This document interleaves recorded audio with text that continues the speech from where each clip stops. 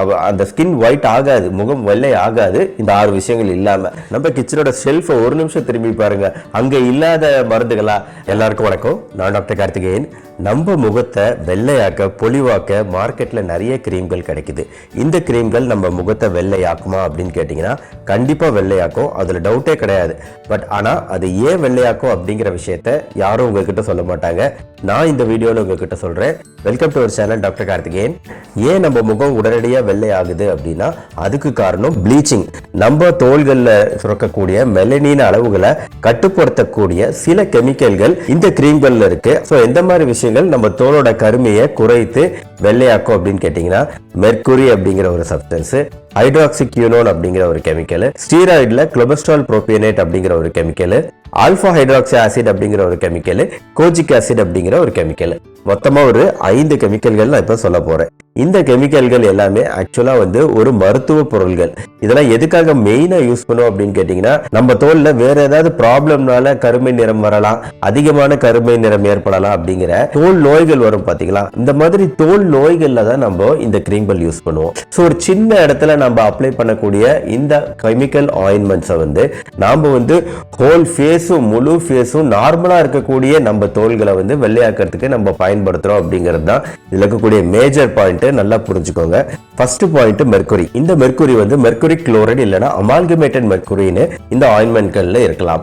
இந்த மெர்க்குரி இருந்துச்சுன்னா அது நம்மளுக்கு நல்லது கிடையாது. புற்றுநோய்கள் முதற்கொண்டு வர வைக்கக்கூடிய சான்சஸ் இருக்கு. கண்டிப்பா மெர்க்குரி இருக்கிற ஆயின்மெண்ட் நல்லதே கிடையாது. உலகம் பூரா மெர்க்குரி உள்ள ஆயின்மெண்ட்டை தடை பண்ணிருக்காங்க. ரெண்டாவது ரொம்ப பொதுவா யூஸ் பண்ணக்கூடிய ஒரு கெமிக்கல் ஸ்கின் ஒயிட்னிங் கிரீம்ல 4% ஹைட்ராக்சிக்யூனோன். இந்த 4% ஹைட்ராக்சிக்யூனோன் அப்படிங்கிறது பல நாடுகள்ல தடை செய்யப்பட்டிருக்கு. ஐரோப்பா நாடுகள், யுஎஸ்ஏ நாடுகள், ஜப்பான், ஆஸ்திரேலியா, சவுத் ஆப்பிரிக்கா எல்லா ஊர்லயுமே இது தடை பண்ணப்பட்டிருக்கு. பட் இருந்தாலுமே தடை செய்யப்பட்ட இந்த நாடுகள்லயே ஆன்லைன்ல இந்த கிரீம்கள் கிடைக்குது. இந்தியாவிலுமே ஹைட்ராக்சிக்யூனோன் உள்ள கிரீம்கள் கிடைக்குது. இந்த ஹைட்ராக்சிக்யூனோன் கண்டிப்பா நம்ம முகத்தை வெள்ளையாக்கும். அதோட ப்ளீச்சிங் ப்ராப்பர்ட்டினால கண்டிப்பா வெள்ளையாக்கும். அதே சமயம் ரொம்ப நாள் யூஸ் பண்ணும்போது நம்ம தோல் சில பேருக்கு ஆக்ரனோசிஸ் அப்படின்னு சொல்லிட்டு தோலோட நிறம் வெள்ளை நிறத்துக்கு மாறதுக்கு பதிலா ஒரு மாதிரி கரு நீல நிறத்துக்கு மாறக்கூடிய வாய்ப்புகள் இருக்கு. அதுதான் ஆக்ரனோசிஸ். இந்த கருநீல நிற தோல் மாற்றம் அப்படிங்கிறது பின்னாடி இன்னும் பெரிய பெரிய ப்ராப்ளம்க்கு கொண்டு போய் விடலாம். பிளஸ் இந்த ஹைட்ராக்சிக்யூனோன் நம்மளுக்கு கிட்னி பாதிப்புகளை உண்டாக்குது. நம்மளோட எலும்பு மஜ்ஜையில லுக்கீமியா அப்படின்னு சொல்லக்கூடிய ஒரு விதமான புற்றுநோய் உருவாக காரணமா அமையுது. கான்டாக்ட் டெர்மடைட்டிஸ் அப்படின்னு சொல்லிட்டு நம்ம தோலுக்கு ஒத்துக்காத விஷயங்கள், தோடு போட்டா கூட ஒத்துக்காது, அந்த மாதிரி சிச்சுவேஷன் தான் கான்டாக்ட் டெர்மடைட்டிஸ். ஏதாவது ஒரு அலர்ஜன் பட்டுச்சுன்னா தோல் வேற மாதிரி ரியாக்ஷன் பண்ணணும். ஸோ இந்த மாதிரி விஷயங்கள் இந்த ஹைட்ராக்சிக்யூனோனால வரக்கூடிய வாய்ப்பு இருக்கிறதுனால தான் இத்தனை நாடுகள் இதை தடை பண்ணியிருக்கிறாங்க. என்னதான் முகம் வெள்ளையாகுது அப்படின்னாலும் இந்த ஹைட்ராக்சிக்யூனோன் உள்ள கிரீம்கள் கண்டிப்பா யூஸ் பண்ணக்கூடாது. மூணாவது ஸ்டீராய்டு, குளோபஸ்ட்ரால் புரோபியனேட். ஸ்டீராய்டு உங்களுக்கு தெரியும், எந்த இடத்துல ப்ராப்ளம் வந்தாலும், ஒரு அலர்ஜி வந்தாலும், சிகப்பு நேரத்தில் அப்படியே தோல் தடிச்சு வந்தாலும் நம்ம ஒரு ஸ்டீராய்டு போடும்போது உடனடியாக அந்த சிகப்பு நிறம் குறைஞ்சி நம்மளோட தோல் நார்மல் நிலைக்கு வந்துடும், மிக வேகமா வரும். ஏன்னா ஸ்டீராய்டோட ஆக்ஷன் அந்த மாதிரி. அதே சமயம் அளவுக்கு மீறினால் நஞ்சுங்கிறது ஸ்டீராய்டோட வேற எந்த மருந்துக்குமே பொருந்தாது. கொஞ்சோண்டு தான் யூஸ் பண்ணணும், அதுவும் கொஞ்சம் இடத்துல தான் யூஸ் பண்ணுங்கிறது தான் இந்த ஸ்டீராய்டு கிரீம்களோட ப்ராப்பர்ட்டி. இது ஒரு மருந்து. ஆனா இதை நம்ம ஒயிட்டனிங் கிரீமா யூஸ் பண்ணும்போது, தோல் முழுக்க அப்ளை பண்ணும்போது கண்டிப்பா அந்த தோல் ஃபுல்லா வெள்ளை ஆகும். ஆனா நாளடைவில் என்ன ஆகும், இந்த வெள்ளை நிறம் அப்படிங்கிறது நம்ம தோல்ல ஒரு வறட்சியை உண்டாக்கி தோல் வறண்டு போய் சில சமயம் தோல்ல வெடிப்புகள் ஏற்படக்கூடிய வாய்ப்பு ஏற்படும். அப்ப நீங்க ட்ரீட்மெண்ட் பண்ண வாய்ப்பே இல்லை. எதை வச்சு ட்ரீட்மெண்ட் பண்ண முடியாது. ஏன்னா எதுக்கு கேட்கலைனாலும் கடைசியா ஸ்டீராய்டு தான் கடைசி ஆயுதம், பிரம்மாஸ்திரம் நம்மளுக்கு. அந்த ஸ்டீராய்டே நம்ம போட்டு நம்ம முகத்தை வீணடிச்சிட்டோம் அப்படிங்கும்போது வேற எந்த கிரீமுமே இதுக்கு கேட்காது. அதனால ஸ்டீராய்டு உள்ள குளோபஸ்ட்ரால் புரோபியனேட் உள்ள ஸ்கின் ஒயிட்னிங் கிரீம் கண்டிப்பா உபயோகப்படுத்தக்கூடாது. நாலாவது ஆல்பா ஹைட்ராக்சி ஆசிட். இதுவுமே ஒரு ஸ்கின் ப்ளீச்சிங் ஏஜென்ட். நம்ம முகத்தை தோலை வெள்ளையாக்கும். இதோட சைடு எஃபெக்ட் என்னன்னா தோல் வறட்சி, தோல் சிகப்பாகுதல், தோல் தடிமன் ஆகிறது, அப்புறம் இச்சிங்க, ரொம்ப பிப்பு அரிப்பு ஏற்படும் ஆல்பா ஹைட்ராக்சி ஆசிட் யூஸ் பண்ணும்போது. அதனால இதுவுமே நம்ம கண்டிப்பா முகத்தை வெளியாக்கும் கிரீமா யூஸ் பண்ணக்கூடாது. ஆனா இந்த ஆல்பா ஹைட்ராக்சி ஆசிட் சில நாடுகள்ல இன்னும் அப்ரூவ் பண்ணப்பட்டு யூஸ் பண்ணிட்டு தான் இருக்கிறாங்க. அடுத்தது கோஜிக் ஆசிட். இந்த கோஜிக் ஆசிட் அப்ரூவ்டு ஒரு மெடிசனாவும் யூஸ் பண்ணிக்கலாம், ஸ்கின் ஒயிட்னிங் கிரீமாவும் யூஸ் பண்ணிக்கலாம். Kojic acid approved agent. ஆனா இதோட சைடு எஃபெக்ட் ரெட்னஸ், எக்ஸிமா, தோல் சிகப்பு நிறம் ஆகுதல், அதுக்கப்புறம் எக்ஸிமா அப்படிங்கிற ஒரு தோல் வியாதி சில பேருக்கு ஏற்படலாம். கோஜிக் ஆசிடும் நம்ம சைடு எஃபெக்ட் உள்ள ஒரு மருந்து தான் அப்படிங்கறத ஞாபகம் வச்சுக்கணும். ஃபேஸ் ஒயிட்னிங் கிரீம்ல. அடுத்து ஆறாவது ட்ரெட்டினாயின். முன்னாடி நான் சொல்லல, இந்த ட்ரெட்டினாயின் அப்படிங்கிறது இன்னொரு கெமிக்கல். இதுவுமே வந்து ஃபேஸ் ஒயிட்னிங் கிரீம்ல இப்ப நாட் அலௌடு. முன்னாடி அலோவ் பண்ணிட்டு இருந்தாங்க, இப்ப நாட் அலௌடு. ஆக இது வரைக்கும் நான் சொன்ன 6 விஷயங்களுமே இப்ப ஆன்லைன்ல கூட இந்த ஸ்கின் ஒயிட்னிங் கிரீம்ல ஈஸியா எளிதா கிடைக்குது. ஆனா அதே சமயம் இந்த 6 கெமிக்கல்கள் இல்லாம எந்த ஒரு ஸ்கின் ஒயிட்னிங் கிரீமுமே தயாரிக்க முடியாது. அந்த ஸ்கின் ஒயிட் ஆகாது, முகம் வெள்ளை ஆகாது இந்த 6 விஷயங்கள் இல்லாம. சோ அப்ப நாம என்ன பண்ணணும், இந்த ஸ்கின் ஒயிட்னிங் கிரீம் எல்லாம் தூக்கி தூரம் போட்டுட்டு குட் பை சொல்லிட்டு நாம நேச்சுரல் மெத்தடுக்கு வரது தான் என்னைக்குமே best preferred method of skin whitening. So அந்த இயற்கையான ஸ்கின் ஒயிட்னிங் கிரீம்கள் எங்க இருந்து கிடைக்கும்? நம்ம கிச்சனோட ஷெல்ஃப்ல இருந்து கிடைக்கும். நம்ம கிச்சனோட ஷெல்ஃபை ஒரு நிமிஷம் திரும்பி பாருங்க. அங்க இல்லாத மருந்துகளா, அங்க இல்லாத இயற்கையான மருந்துகளா நம்ம கடைகள்ல மார்க்கெட்ல கிடைக்க போகுது? நம்மளுக்கு என்ன வியாதியா வந்திருக்கு நம்ம கிரீம் வாங்கி போடுறதுக்கு? நம்மளுக்கு வியாதி கிடையாது, நார்மலான தோள்கள். அப்ப அந்த நார்மலான தோள்களை பொலிவாக்க என்னென்ன விஷயங்கள் பண்ணும் அப்படிங்கிறது தான் இப்ப பாயிண்ட். ஃபர்ஸ்ட் பாயிண்ட் ஏற்கனவே நான் ஒரு வீடியோ போட்டிருக்கிறேன். நம்ம பொலிவான தோள்களை பெற ஃபர்ஸ்ட் நம்ம மசாஜிங் எவ்வளவு முக்கியங்கிறத நான் போட்டிருக்கிறேன். அந்த வீடியோ கண்டிப்பா தயவு செஞ்சு எல்லாரும் பாருங்க. ஸ்கின் ஒயிட்னிங் வேணும் அப்படின்னு விரும்புறவங்க, முகம் வெள்ளையாதல் நடக்கணும் அப்படின்னு விரும்புறவங்க கண்டிப்பா அந்த ஃபேஸ் மசாஜிங்கிறது ரெகுலரா முகத்துக்கு ஒரு மசாஜிங் எப்படி பண்ணுங்கிறத சொல்லியிருக்கேன், பண்ணுங்க. ரெண்டாவது விஷயம், நார்மலாவே நம்ம தோள்கள் வந்து சுற்றுப்புற சூழ்நிலைகள், வெப்பம், அதீத வெப்பம், குப்பை, தூசு, அது மட்டும் இல்லாம தோள்கள்லயே இருக்கக்கூடிய பாக்டீரியாக்கள், கிருமிகள், வியர்வை இதெல்லாம் சேர்ந்து நார்மலாவே டேனிங்கிறது நம்ம மூஞ்சில முகத்துல நடக்கும். ஸோ இந்த டேனிங்கை வந்து நம்ம ப்ரிவென்ட் பண்ணணும்னா இந்த விஷயங்களெல்லாம் முடிஞ்ச அளவு ப்ரிவென்ட் பண்ணணும். முடியலைனாலும் நம்ம அன்னைக்கு வேலையை முடிச்சதுக்கு அப்புறம் வந்து ப்ராப்பரா ஒரு சாஃப்டான சோப் வச்சு நம்ம ஃபேஸ் வாஷ் ப்ராப்பரா பண்ணிடணும். காலையிலயும் சாயந்தரத்துல வெளியே போயிட்டு வந்ததுக்கு அப்புறமும் ஃபேஸ் வாஷிங் பண்ணிடணும்.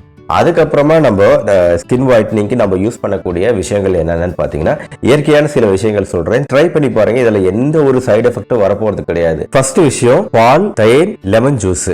பால் வந்து 1 டேபிள் ஸ்பூன், ஏற்கனவே இந்த ஸ்பூன்களை குறித்து நான் உங்களுக்கு காமிச்சிருக்கேன், 15 கிராம்.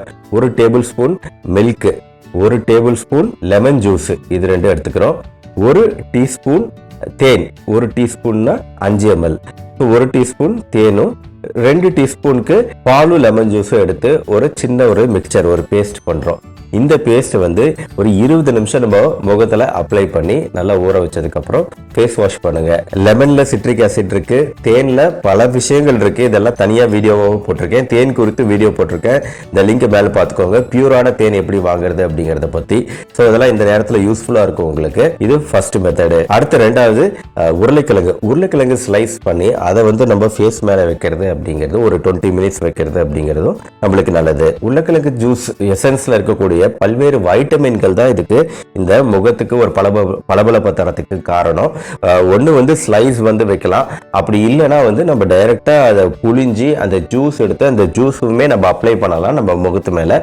அந்த ஜூஸ் வந்து ஃப்ரிட்ஜில் வச்சு அடுத்த நாளும் கூட யூஸ் பண்ணலாம், 2 நாள் 3 நாள் கூட யூஸ் பண்ணலாம். இப்போ நம்மளோட ஃபேஸ்க்கு ஒரு நல்ல மாஸ்கா செயல்படும் அந்த உருளைக்கிழங்கு ஜூஸ் நம்ம டைரக்டா நம்ம ஃபேஸ்ல அப்ளை பண்றது அப்படிங்கிறது. இது வந்து ரெண்டாவது ஃபேஸ் ஒயிட்னிங் மெத்தடு. ஸோ திங்கட்கிழமை வந்து பால், தேன், லெமன் மிக்சரை யூஸ் பண்ணீங்கன்னா, செவ்வாய்க்கிழமை வந்து உருளைக்கிழங்கை யூஸ் பண்ணுங்க. அடுத்து புதன்கிழமை என்ன யூஸ் பண்ணலாம்னா, ஒரு 1/2 கப்பு பப்பாளி எடுத்துக்கோங்க. பப்பாளி பழம் ஒரு 1/2 கப் எடுத்துக்கிட்டு 1 டீஸ்பூன் தேன், 1 டீஸ்பூன் தேன், 1/2 கப் பப்பாளி பழம், இது ரெண்டையும் நல்லா வந்து ஒரு ஜூஸா மிக்சர் ஆக்கி ஒரு பேஸ்ட் ஆக்கி அதை நம்ம ஒரு 20 நிமிஷம் அப்ளை பண்ணுங்க.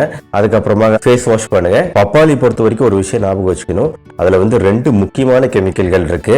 ஆல்பா ஹைட்ராக்சி ஆசிட், ஏற்கனவே இதை பத்தி நான் பேசினேன்.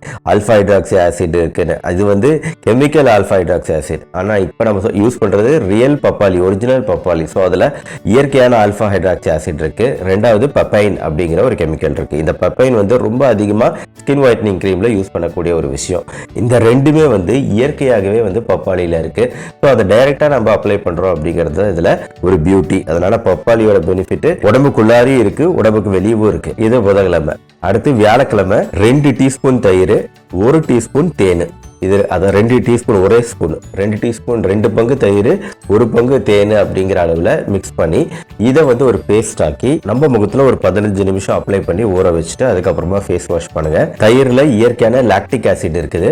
இந்த லாக்டிக் ஆசிட் அப்படிங்கிறது தோள்கள் சுருக்கம் மூலமாகவும் பாதுகாக்கும். தோள்களில் இயற்கையாகவே அந்த கிருமிகள்லாம் வந்து நல்ல கிருமிகள் இருக்கும், கெட்ட கிருமிகள் அழிஞ்சு போயிடும். ஸோ வியாழக்கிழமை ட்ரீட்மெண்ட் முடிஞ்சிருச்சு. அடுத்து வெள்ளிக்கிழமை. வெள்ளிக்கிழமை வந்து ஜீரகம் கியூமின் சீட்ஸ் இருக்கு பார்த்தீங்களா, இந்த ஜீரகம் வந்து 1 டீஸ்பூன் எடுத்துக்கிட்டு அது ஒரு 2 கப்பு வாட்டர், 1 டம்ளர் வாட்டர்ல இந்த ஜீரகத்தை போட்டு நல்லா கொதிக்க வச்சு வடிகட்டி அந்த தண்ணீரை வந்து நம்ம அப்ளை பண்ணி ஒரு 20 நிமிஷம் கழிச்சு ஃபேஸ் வாஷ் பண்ணா நல்லது. ஏன்னா இந்த சீரகம் ஏன் ஸ்பெசிஃபிக்கா நான் சொல்றேன், இதுல இருக்கக்கூடிய வைட்டமின் இ, இந்த சீரகம்ல இருக்கக்கூடிய வைட்டமின் இ அப்படிங்கிறது ஈவன் ஸ்கின்ல வரக்கூடிய இன்ன வியாதிகள் இருக்கு இல்லையா, எக்ஸிமா, சொரியாசிஸ் போன்ற வியாதிகள்ல கூட யூஸ் பண்ணக்கூடிய ஒரு முக்கியமான கெமிக்கல்னா வைட்டமின் இ. அது இயற்கையாகவே சீரகத்துல அதிகம். அடுத்து சனிக்கிழமை கொஞ்சம் காஸ்ட்லியான ட்ரீட்மெண்ட்டுக்கு வருவோம். அதாவது சந்தனம், 1 டேபிள் ஸ்பூன் சந்தனம், 1 டேபிள் ஸ்பூன் பாதாம், சந்தனம் பவுடர் பிளஸ் பாதாமியும் பவுடர் ஆக்கி அதை வந்து பாலோட மிக்ஸ் பண்ணி ஒரு பேஸ்ட் ஆக்கணும். சந்தனம் பிளஸ் பாதாம் பவுடர் பிளஸ் பால், இதை வச்சு நம்ம ஒரு மிக்சிங் பண்ணி அந்த பேஸ்ட்டை நம்ம முகத்துல அப்ளை பண்ணணும். ஒரு 20 நிமிஷம் அப்ளை பண்ணிட்டு அதுக்கப்புறம் ஃபேஸ் வாஷ் பண்ணா ரொம்ப சூப்பரா இருக்கும். ஸோ 6 நாளைக்கு 6 ட்ரீட்மெண்ட், ஞாயிற்றுக்கிழமை லீவு. பட் கேரட், பப்பாளி போன்ற இந்த வைட்டமின் சத்துக்கள் அதிகம் உள்ள காய்கறி, பழங்கள் ரெகுலரா, அதாவது பச்சையா நம்ம ரெகுலரா சாப்பிட்றதுங்கிறது முக்கியம். அந்த சீசனுக்கு என்ன பழங்கள் இருக்கோ ரெகுலரா வாங்கி சாப்பிடுங்க. அந்த சீசன்ல கிடைக்கக்கூடிய காய்கறிகளை ரெகுலரா சேர்த்துக்கோங்க. பச்சை காய்கறிகளை சாப்பிட்றது இல்ல அரை வேக்காட்டுல காய்கறிகளை சாப்பிட்றது அப்படிங்கிறது நம்மளோட தோலுக்கு ரொம்ப ரொம்ப நல்லது அப்படிங்கறத ஞாபகம் வச்சுக்கோங்க.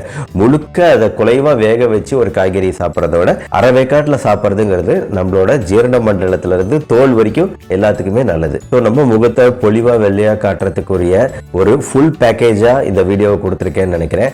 மற்றபடி வேற என்ன டவுட்ஸ் இருந்தாலும் கீழே கமெண்ட் செக்ஷன்ல போடுங்க. வேற என்ன வீடியோ இந்த தோல் குறித்து நான் போடலாம், இந்த ஸ்கின் குறித்து போடலாம் அப்படிங்கறத கண்டிப்பா எனக்கு கமெண்ட் செக்ஷன்ல ரெக்கமெண்ட் பண்ணுங்க. அந்த விஷயத்தை குறித்து நான் அடுத்தடுத்த வீடியோக்குள்ள பேசுறேன்.